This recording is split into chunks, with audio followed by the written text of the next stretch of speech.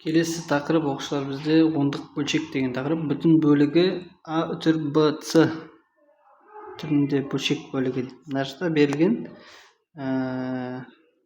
А үтір Б С деген, А деген бөлік ол бүтін бөлік деп аталады. Б С деген бөлігі бөлшек бөлік деп аталады. Мысалға 2,37. 2 бүтін деген ол бүтін бөлігі, 37 жүзден бір бөлшек бөлігі. Яғни 100-37 деген сөз. 2 бүтін 100-37. Бүтін бөлік, бөлшек бөлік. 100-37 ғана десе, ол бөлшек деген сөз. Ары қарай бөлімі 10-ның дәрежесіне келтіретіндей жай бөлшекті шектеулі ондық бөлшек деп атайды. 10-ның дәрежесіне келтіре алатындай. 10, 100, 1000, 10 мың, 100 мың деген сияқты сандарға келтіре алатын сандар болса, ол ондық бөлшектер деп аталады. Енді қараңыздар, мына жерде берілген сандарды, мысалдарды қарап өтейік. 5-тен 3 деген санды 10-ға келтіре аламыз. 10-нан 6 деп, яғни көбейту 2 арқылы, значит, оны ондық бөлшек түрінде жаза аламыз үтірмен. Үтірмен жазу, сол ондық бөлшек түрінде жазу деген сөз. Енді қараңдар, 20-дан 7, оны 5-ке көбейту арқылы 100-ден 35 дей аламыз, және үтірмен 100-ден 35 деп жаза аламыз. Енді осы жерден бізде қараңдар, 0 деген біреу болған үшін үтірден кейін бір сан болды. 0-ден 2 болған үшін үтірден кейін 2 сан болды. Тура осылай кете береді. 2 сан, 3 сан деген сияқты. Енді мысалдар қарастырылады. Енді келесі бөлімі 10 дәрежесіне келтірілмейтін жай бөлшекті шектеусіз ондық периодты ондық бөлшек деп атайды. Шектеусіз дейді. Яғни мынау жалғаса береді деген сөз. Шектеусіз. Бұл шектеу жоқ, жалғаса береді. Периодты дейді, бірақ периодты деген 3-тің қайталанатынын білесің. Мына жақтан да 3-тің қайталанатынын білесің. Қате салып қойған, мына жақта дұрыс емес. Қате мынау. Бұл бізде бүйтіп салыну керек. 2 бүтін 8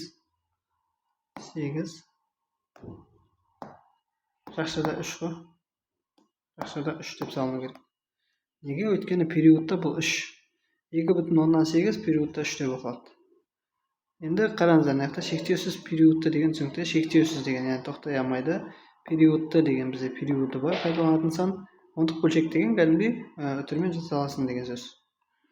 Енді мынандай бір формула бар. Осы формуламен ол есептерді шығардық. Қазір көрейік. Мына жақта керісінше 3-тен 1 деген саннан қалай мынау шықты? Соны тексеріп көрейік. Бірінші 1-ді 3-ке бөлеміз. Жетпей жатыр, 0-ден аласыңдар, 0 бересіңдер. 1 үтір қоямыз, 10 деп аламыз. 3-тен береміз 9, 1, қайттан 0 түсіреміз, қайттан 3-тен береміз. Қайттан 9, қайттан 1, қайттан 0 түсіреміз, қайттан 3-тен береміз, қайттан 9, қайттан 1 деп жалғаса береді.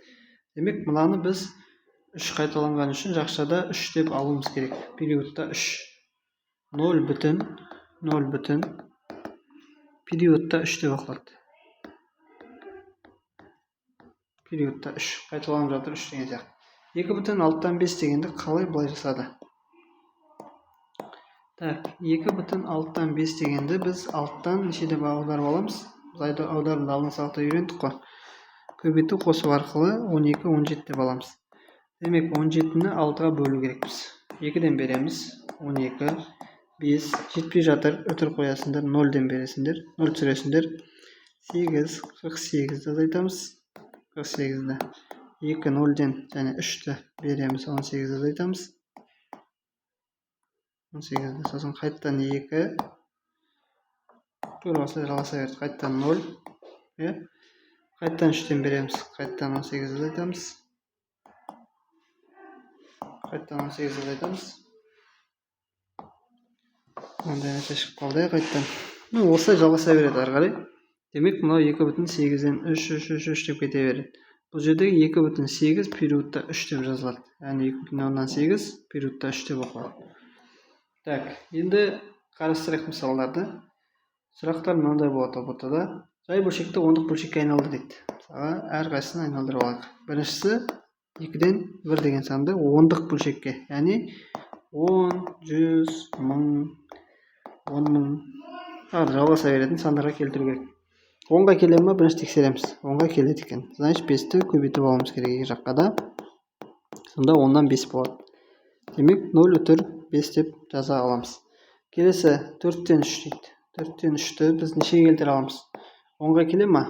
10-ды 4-ке бөлсем, қалдық шығып қалады. Яғни 2, қалдық 2 болады. 100-ге келе ма? Келіп. Нешеге көбейту керек? 25-ге көбейту керек. Значит, 100-ге келтіре аламыз. 100-ден 75. Алдында ешқандай бүтін жоқ. 0,75 100-ден. Так, енді 10-нан 7. Мынау келіп тұр. Бұны 0,7 деп жаза салсақ болады.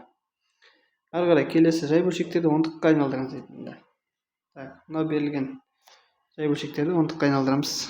Бұл 25-тен 2 деген санды 10-ға келмейді, 100-ге келтіруге болады. Көбейту 4 арқылы астын 100-ге келтіруге болады. Үстінде 8 шығады. Енді қараңдар, мына жерде көбісі қате жазады. 0,8 дей салады. Ол 0,8 деген 0,80 деген сөз. Үтірден кейін 2 сан болған үшін 0 үтірден кейін 2 сан болу керек. Ол 2 санға 8 жазуымыз керек. Значит, 8-ді біз 0,8 деп жазамыз ғой. Егер 80 деп қойсам, ол 0,80 болып қалады 100-ден. Қате болып кетеді. Значит, осы 0,08 деген дұрыс.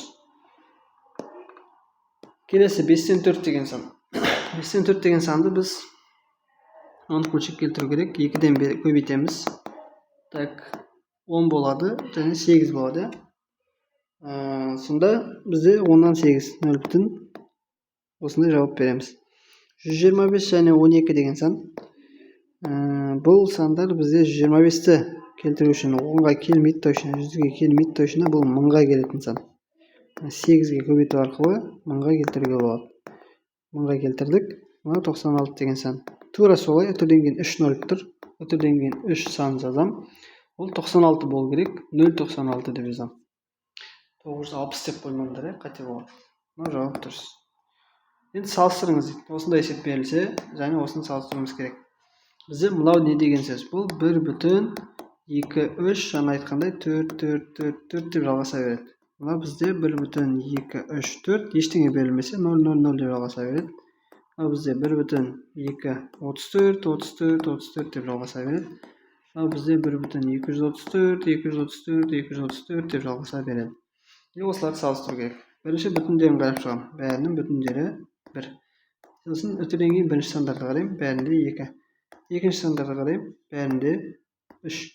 Үшінші сандарды қараймын, бәрінде 4 бар. Төртінші сандарды қараймын, мынада 4, мынада 0, мынада 3, мынада 2. Значит, мынада 4 деген мынау бізде ең үлкені. Ары қарай 4-тен кейін 3 деген ол екіншісі. 3-тен кейін 2 деп тұрған ол, 2 деп тұрған бізде үшіншісі, үлкендері бойынша. 0 деп тұрған ең кішісі. Енді орналастырған кезде біз қалай орналастырамыз? Аларға A, B, C, D деп берейінші. Ең кішісін бірінші алам, B деп алам, B кішкентай. Одан кейін так, бірінші тұрса, екіншісінен, үшіншісінен, төртінші тұрса, 4-тен 3 тұрады ғой, D, одан кейін C, сосын A деп алам. Бірінші орында тұрады, екінші тұрады, үшінші тұрады, төртінші тұрады деген сөз. Кему ретімен, өсу ретімен орналастырдық. Келесі. Жай бөлшекке келтіріңіз дейді. Жаңағы айтылған формула бойынша, 1 бүтін 2 үтір 3-ті жай бөлшекке келтіреміз. Ол формула бізде қайтадан көрсетіп жіберейін жаңағы. Оған мысал қарамадық, мынау ғой. Осы формуланы кіріп талдаймыз. Так, 1 бүтін 2 периодта 3 дегенді керісінше жай бөлшекке айналдыруымыз керек енді. Бұны былай аласыңдар, қараңдар. 1 бүтінді жазып қоямыз. Все, оны алып тастайсыңдар. Сосын мынаның общий қандай сан екенін жазу үшін былай 23 деп жазып аласың. Және 23-тен жақшада емес санды азайтасың. Үстінде солай өрнек орындалады. Жақшада еместі азайтамыз. 2-тан басан ретінде жазып, жақшада емес санды азайтамыз. Ал астындағылар бойынша, жақшада тұрса 9 деген сан жазылады. Жақшада болмаса 0 деген сан жазылады. 0,9 деп жазбаймыз ғой біз. 90 деп жазамыз. 90-нан деп. Яғни былай қарай жазуымыз керек. 90-нан деп. Сонда жауабы 1 бүтін 21 болады 90-нан. Мына екеуі тағы да қысқаратын сан. Сондықтан 3-ке бөлетін болсам 7, 3-ке бөлетін болсам 30. 1 бүтін 30-дан 7 болып шықты жауабы. Келесі 0,54 периодта. Бұл 0 бүтін жазылмайды. 54-ті полный жазып аламын. Азайтайын десем, жақшыда емес сан жоқ. Яғни үтірден кейінгілермен ғана жұмысқа ары қарай, үтірден кейінгілермен ғана жұмыс. Үтірге дейінгі бүтін бөлікті жазып қойғаннан кейін тек үтірден кейінгілермен жұмыс. Азайтайын десем, ешқандай сан жоқ, онда жазбаймын. Жақшыда болған үшін 9, жақшыда болған үшін 9. 99-дан 54 болды. 99-дан 54. Енді қысқарама, қысқарады. Нешеге бөлінеді? 3-ке бөлінеді. Мысалға 33-нан 3-ке бөлсем 18. Тағы да 3-ке бөлінеді. Так, бізде емес қой. 3-ке бөлген кезде 6, 3-ке бөлген кезде 11. 11-ден 6 деген жауап шықты. Келесі 4,5 периодта 2 дейді. Мына санды жазу үшін қайттан 4 жазып қоямын, все 4-ті ұмытамын. Енді ары қарай намен жұмыс, үтірден кейінгімен. Үтірден кейін жақшыда болған үшін 9, жақшыда емес болса 0, 90 деп жазылады. Жақсы 52-ні жазып аламын, және жақшыда емес 5-ті азайтамын. Жақшыда емес санды азайтамын. Сонда 4,90-нан 47 деген сан. Бұл қысқармайды 90 мен 47, демек өстіп қалады. Келесі 1,4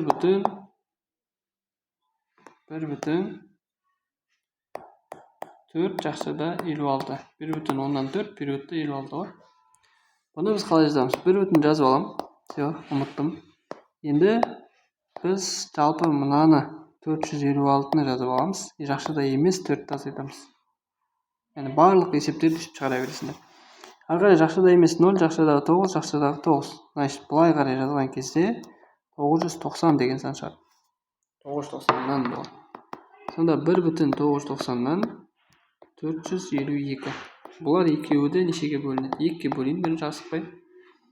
226, 2-ке бөлсем 495. Так, ары қарай 3-ке бөліне ма тексеріп көрейін. Бөлінбейді екен, цифр қосылса, мысалға 10 болады, 3-ке бөлінбейді. Басқа сандарға бөлінбейтін шығар, осылай қалады. Келесі соңғысы бізде мынау. 2,32 периодта 2.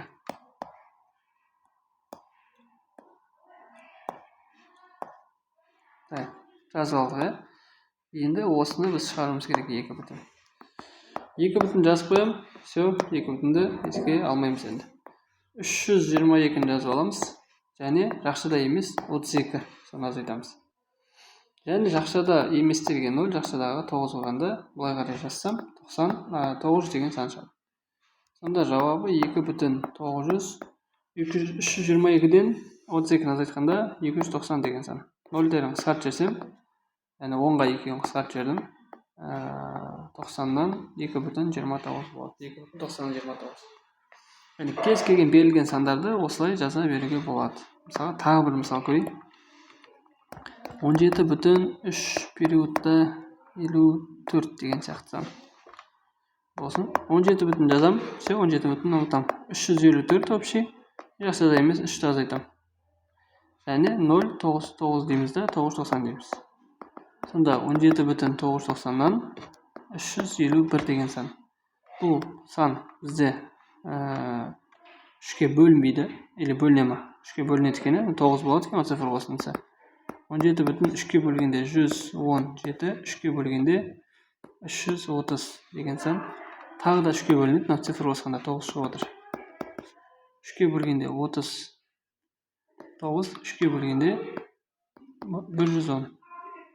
Так, все, ағай, 3-ке бөлінеді, 13-ке бөлінеді, 39-ға 1-ге бөлінеді, басқаға бөлінбейді. Жауап осы. Деп кез келген түрін шығара аласыңдар. Так, келесі. Ондық бөлшектерді дөңгелектеу дейді.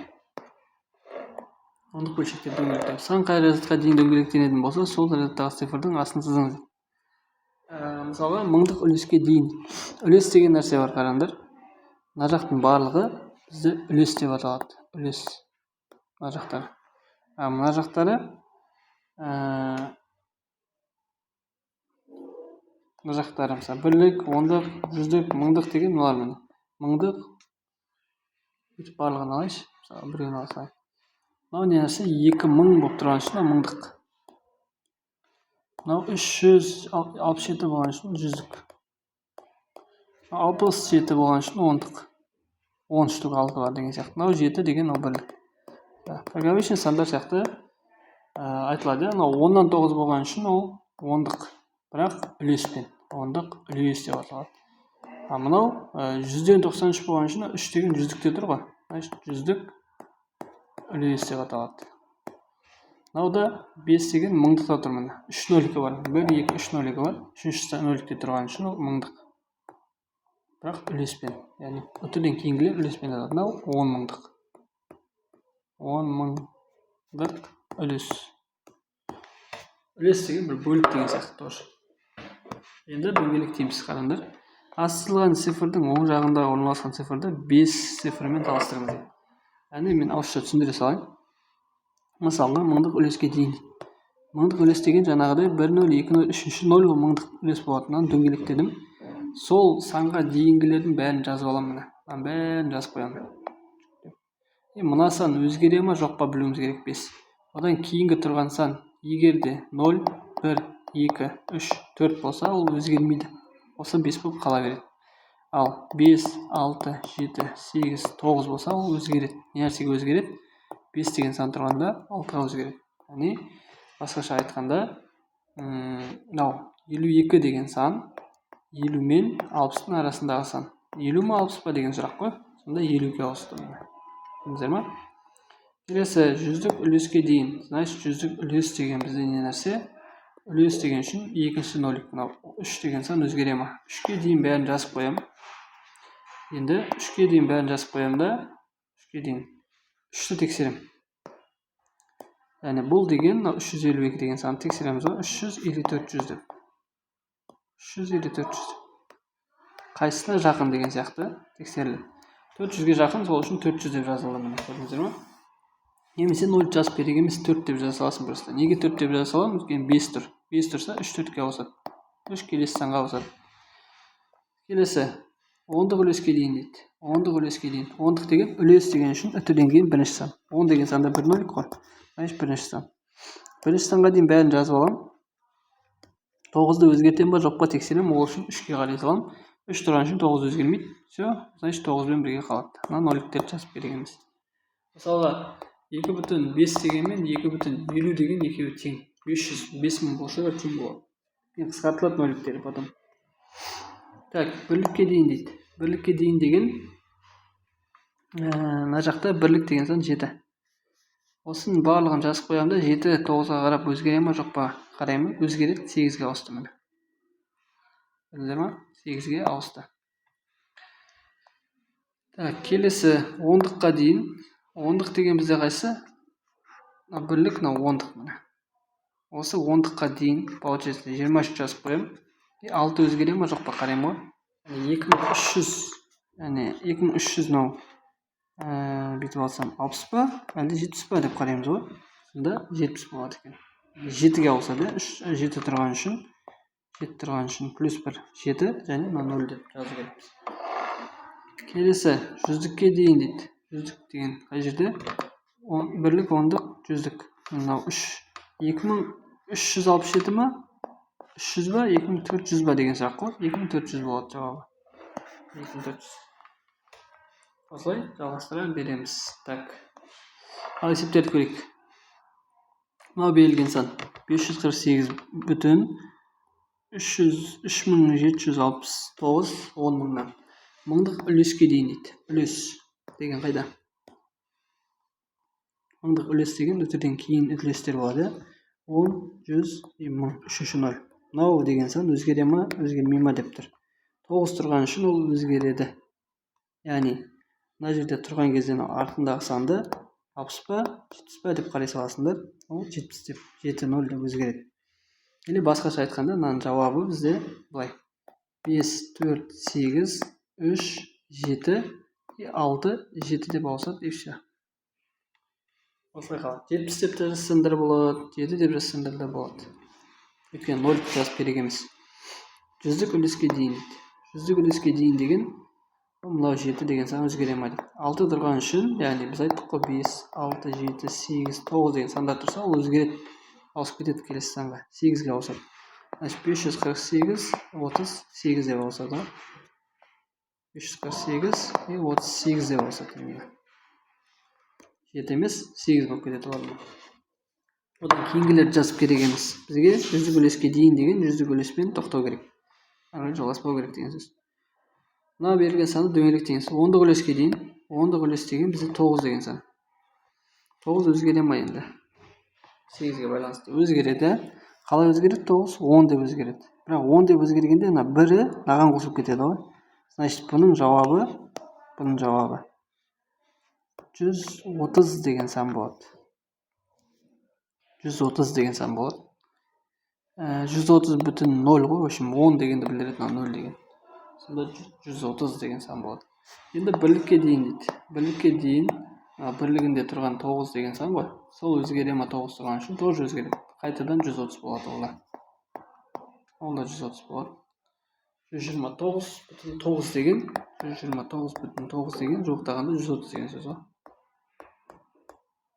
130 деген сөз. Келесі.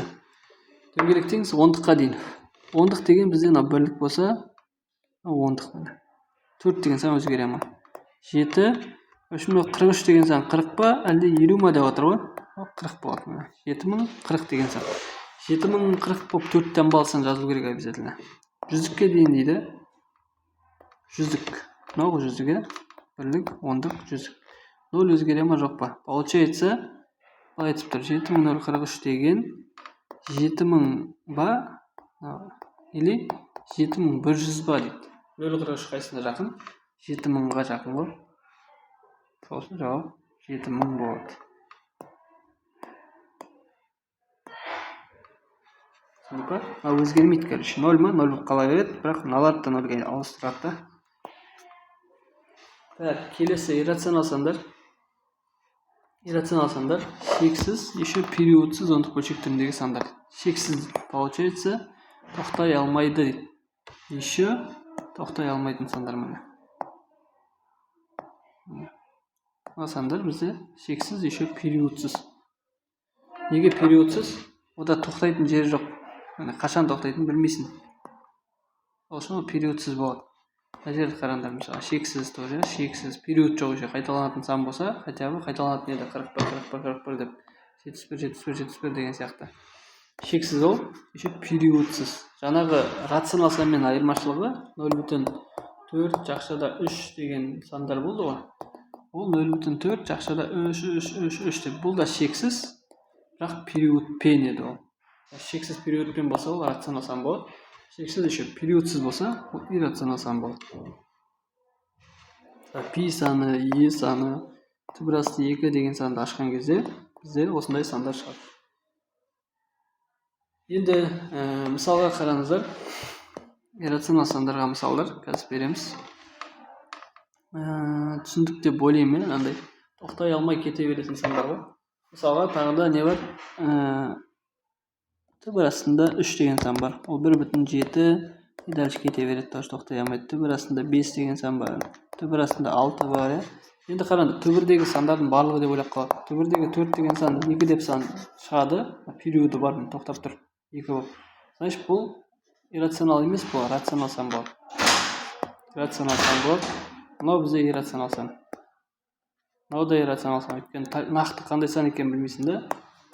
Қандай жерде тоқтайтын. Енді давайте мысалдар қарастырайық. Тестте мынандай мысалдар бар екен. Бізде сурет берілген. Осындай сурет салайық. F, C.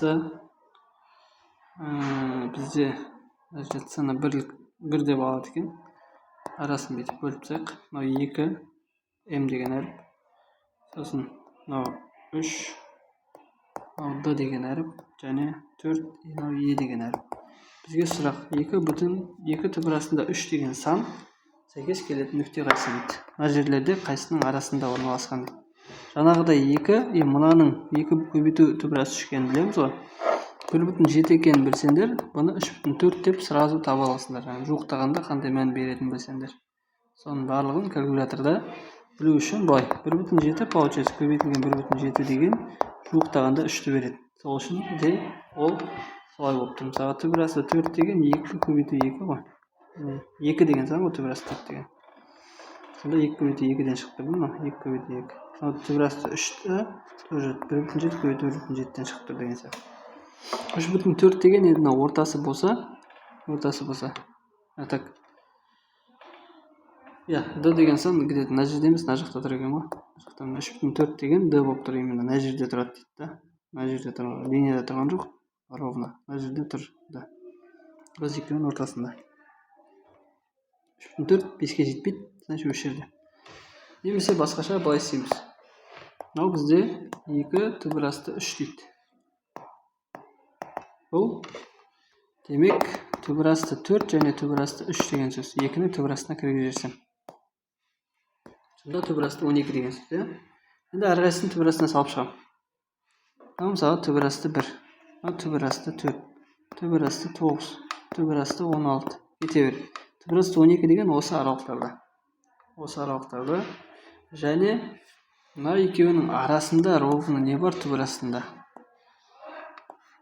Мына екеуінің арасында түбір астында неше бар ровно? 9 пен 16-ның арасында 7 сан ғой. 3,5 болса 12,5 бар да. Yani тура ортасы 12,5 деген сөз болса, мұның жанында деген сөз ғой 12 түбір астында. Мына жерлерде. Түсінген шығармыз да. Түсіндік деп ойлаймыз. Ал давайте тағы да бір мысал көрейік. Мысалға бізде мынандай сандар берілсін. Мысалға мынандай сандар берілсін. Түбір асты 23 пен түбір асты 65-дің арасында дейді. Неше бүтін сан бар дейді. Бүтін сан бар. Түбір асты 23 пен түбір асты 65-дің арасында неше бүтін сан бар. Бұл АБТ-да келген есеп. Так, бізде сандарды жазайық. Түбір асты 1, түбір асты 1 шығады. 2 шығу үшін неше болады? 4 болады түбір асты. 3 шығу үшін түбір асты 9 болады. 4 шығу үшін түбір асты 16 болады. 5 шығу үшін түбір асты 25 болады. 6 шығу үшін түбір асты 36 болады. 7 шығу үшін түбір асты 49 болады. 8 шығу үшін түбір астында 64 болады. 8 шығу үшін. 9 шығу үшін түбір асты 81 болады деп кете береді. Міне.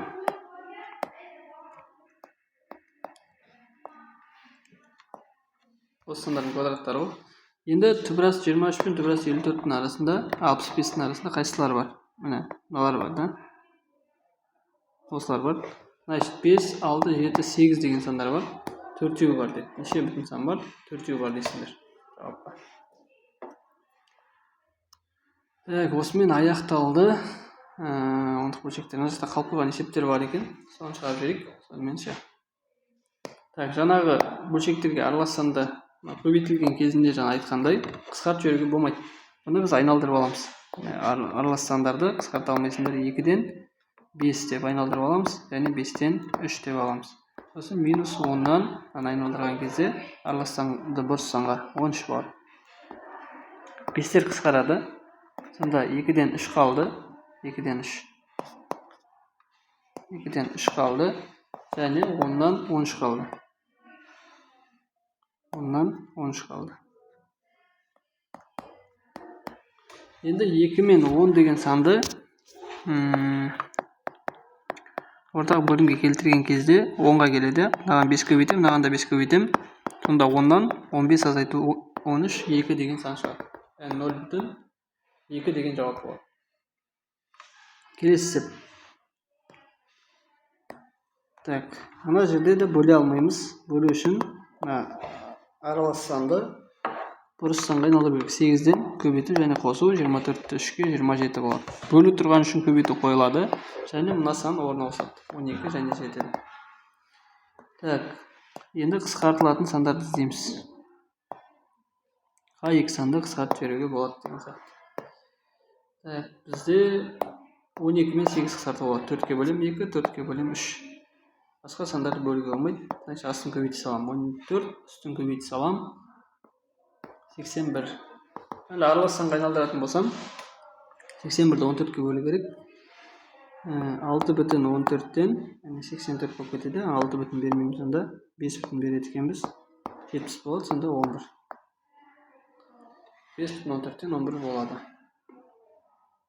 Күрделі бөлшектер деп келесі. Так, бізде бұл есептерді шығару үшін біз бірінші мынаны шығарып аламыз. Мынасын шығарып аламыз. 3 минус 2-ден 1 дегенде, яғни 3-дің астына 1 қоям, астына 2 келтіруім керек. Демек, наған 2 көбейтем, 2 көбейтем. Сонда асты общий 2 келеді, азайту қосу кезінде асты общий болу керек. Үстінде 6 азайтылған 1 5 болады. Мынау бірінші амал. Екінші амал 2-ні бөлуіміз керек. Яғни мынау азайтып тұр, және бөлу тұр. Бірінші бөлу орындалады. Екінші амал 2-ні бөлуіміз керек осы шыққан санға.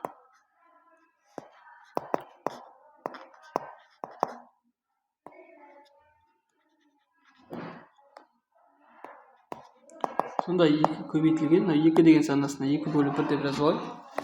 2 бөлі 1 көбейтілген 5-тен 2 деп ауысады. Қысқартылмайды екен, 5-тен 4 болады. Енді соңғы амал қалды. 6-тан сол шыққан 5-тен 4 азайтып жіберу керек. 6-дан сол шыққан 5-тен 4 азайтып жіберу керек. Бұл 5,5-тен 1-ді береді. 5,5-тен 1. Яғни 6 пицца бар. Bir пиццаның 5-тен 4-ін азайтып отырмын ғой. 5 пицца ровно қалады, и ана пиццадан 5-тен 1 қалады деген сияқты. Келесі. Мынаны бірінші қосып алады. Ол 1,2-ден 1-ді береді. Мынаны азайтып алады. Бұл 1,3-тен 2-ні береді. Жаңағыдай айналдыру арқылы есептеп алсаңдар болады. Енді осы екеуін келесі азайтумен бөлу тұр. Бірінші бөлу орындалады. Бөлу. 1,2-ден 1-ді бөлемін 1,3-тен 2-ге. Бірақ бұларды аралас сандар болған үшін бөле алмаймыз. Бұрыс сандар түрінде жазамыз. 2-ден 3, 3-тен 5 деп айналдырамыз. Көбейту қосу арқылы. Көбейту қосу арқылы. Так, сонда 2-ден 3 және көбейту 3-тен 5 деп ауысады. Мынау екеуі қысқарады, 1 болады. 1 және 1. Сонда 5 бөлу 2 қалды. Соңғы амал 3-тен соны азайту керек. 3-тен сол 2-ден 5-ті азайтсам, 2-ден 5-ті. Яғни 2-ден 5 деген бізде 2,5 деген саны, тауып 0,5 шығады. Жақсы, осындай есептерді көп шығарып практика жасау керек. Сонда ұбт-да балдарың жоғары болады. Осымен сандарды біз аяқтадық. Келесі тақырыптарда кездескенше сау болыңыздар.